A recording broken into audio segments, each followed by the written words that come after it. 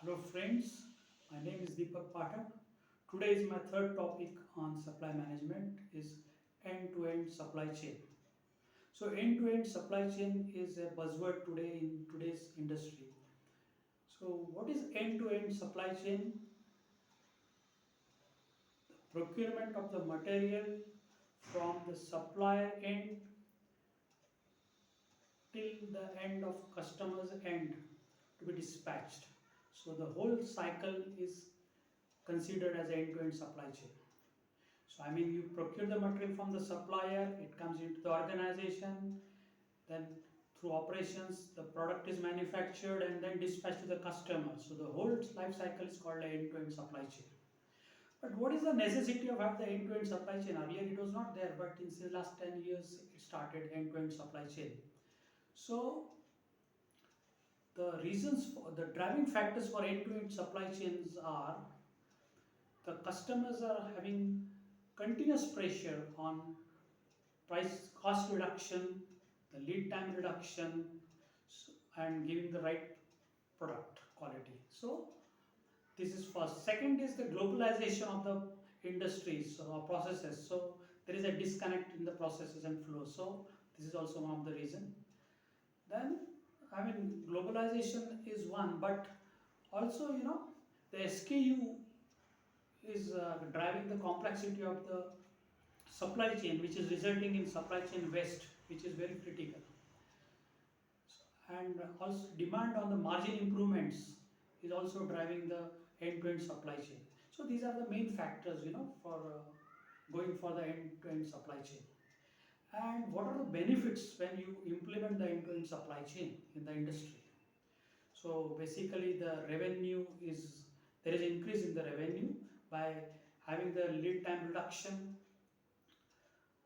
I know when I don't want to name the organizer, but we had the ceramic coated bearings of Schaeffler, which has 9 months lead time, which was huge, and it was not manufactured in India; it was from Germany. So if you miss the right timing of the placement of order, you miss the bus. You had a huge impact on the project. So lead time reduction is, for electronic PCBA, the printed circuit board assemblies are 26 weeks lead time. It is like 6 months. So it is quite huge. Nowadays also you see in automobile the chips shortage is there. But in India the chips are not manufactured. That is also very different. But they are having a high lead times, electronic parts. Then the supply chain waste is also get reduced substantially, so you have the smooth flow of the supply chain, then there are the wastages which at each stage will get eliminated. So you have a lean principle in maintaining the lean supply chain, lean logistics. There should be a fully, there are five enablers I would like to tell very clearly. One is basically the lean logistics. You should have a fully integrated warehousing and logistics. So there are no wastages in between, right? Then there should be a interface, proper interface management. Like if you say any project industry, then from the understanding the scope from the bid manager, from the customers, convert it to engineering, and then engineering to procurement to operations, all this, and then finally to the customer. So the whole product life cycle management is very important, and you should have a very fully automatic or say lean and integrated the approach for this. Then we should have highest performing suppliers, they should be on right time, on the right quality, with the right quality and on the right cost. So these are the three major parameters, when I was in Schneider, the project was launched in 2005 or 6 globally, the GPS 2010. That means global performing suppliers, and it really helped the Schneider globally, the organization for next 5 years. So high performing suppliers is also very important. Also, when you have the supplier consolidation, when I was in Schneider, they, if you want to add one new supplier, then you have to remove at least 2 to 3 suppliers from the supplier base. That was the prerequisite. So supplier consolidation, then the high performing procurement team. I mean the procurement cost should be optimized. The high performing team should be very intelligent and lean, and the procurement cost also spent on the supplier base is also minimized.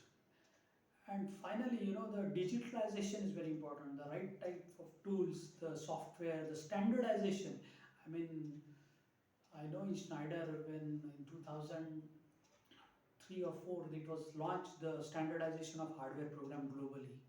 And if you see, even the M6 is the hardware. If you see, for example, it is worldwide the same digital number, 9 digit or 10 digit number across 200 plants in 120 countries Schneider. So it is so much standardized.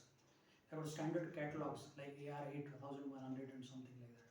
So it helps a lot because there are no non-standard fittings, no wastages, no leakages, nothing. So these are the enablers, I would say, that will help to get the end-to-end supply chain. And end-to-end supply chain is now a need of today's hours, and each organization going into lean end-to-end supply chain domain, and that helps the organization to improve the margins, by reducing the lead time, by reducing the improving the receivables and payables accounts, also reducing the inventories of raw material, WIP and finished goods. So overall the organization gets huge benefits. So thank you for understanding this concept today. So if you like it, like it, or you subscribe it, or you share it with anybody if you like it. Thank you for your cooperation and support.